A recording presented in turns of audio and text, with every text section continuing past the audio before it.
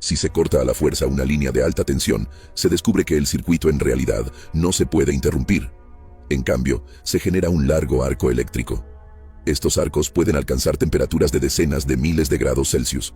No solo pueden fundir el interruptor, sino que también implican graves riesgos de explosión y electrocución.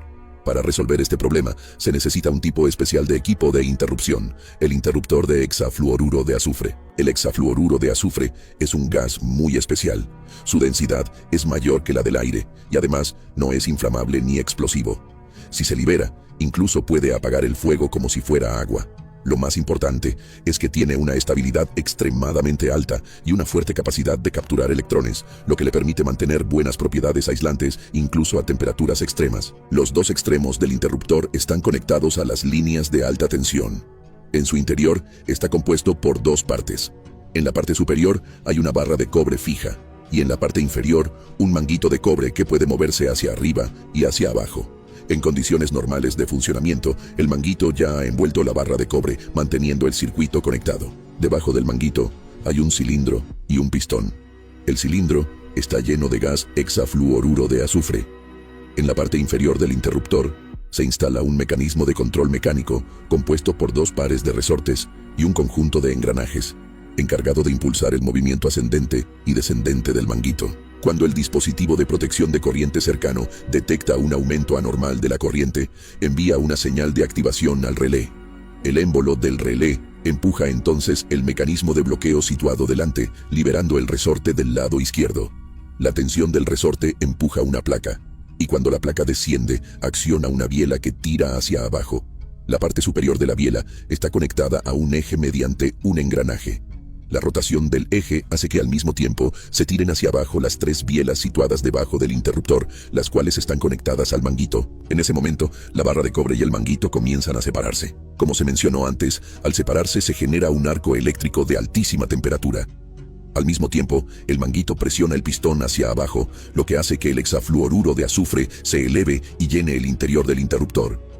A altas temperaturas, el hexafluoruro de azufre se transforma en iones negativos, que pueden neutralizar rápidamente los electrones en la trayectoria del arco, apagándolo por completo.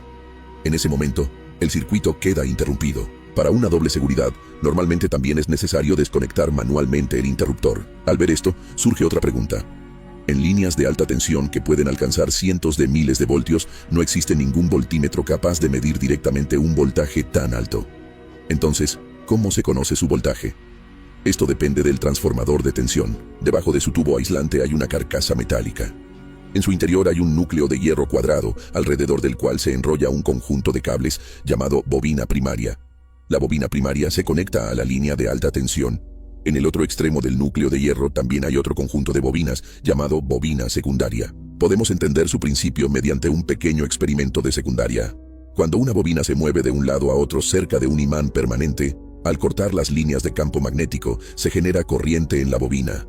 Si reemplazamos el imán permanente por otra bobina y la conectamos a corriente continua, según la ley de Ampère, la corriente que pasa por un conductor genera un campo magnético, por lo que la bobina se convierte en un electroimán. Pero si cambiamos la corriente continua por corriente alterna, a medida que la dirección de la corriente cambia constantemente, la dirección del campo magnético también se invierte continuamente. En ese momento, la bobina del lado izquierdo cortará pasivamente las líneas de flujo magnético, por lo que también se generará corriente.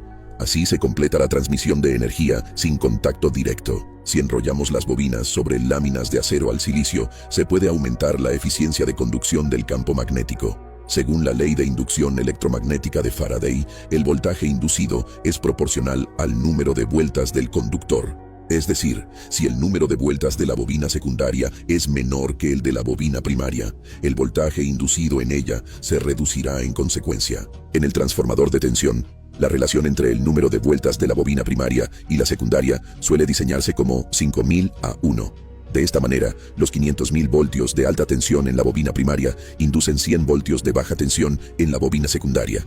En la práctica, para medir el voltaje de una línea de alta tensión, se utiliza un voltímetro común para medir la salida de la bobina secundaria y luego se multiplica por la relación de vueltas.